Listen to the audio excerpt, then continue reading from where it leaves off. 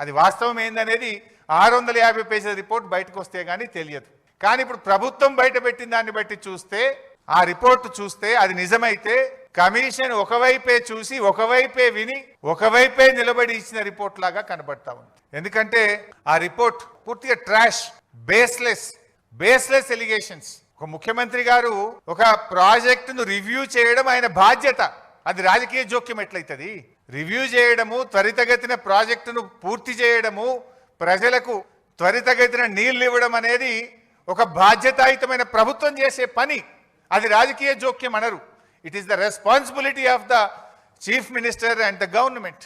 So ఈరోజు విషయం చూస్తూ ఉంటే, ఈ రిపోర్ట్ను చూస్తూ ఉంటే మరి అదైతే పూర్తిగా ట్రాష్ లాగా ఉంది, బేస్లెస్ లాగా ఉంది. చరిత్రలో ఇట్లాంటి కమిషన్లు, రాజకీయ వేధింపుల కోసం చాలా కమిషన్లు రిపోర్ట్లు ఇచ్చినాయి.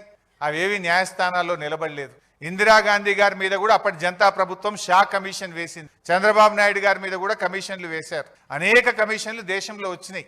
ఏ కమిషన్లు కూడా న్యాయస్థానాల ముందు నిలబడలేదు. ఎందుకంటే రాజకీయ దురుద్దేశపూరితంగా ఇచ్చినటువంటి రిపోర్ట్లు న్యాయస్థానంలో నిలబడవు, ప్రజాక్షేత్రంలో నిలబడవు. ఎప్పటికైనా ధర్మమే గెలుస్తుంది, సత్యమే నిలబడుతుంది.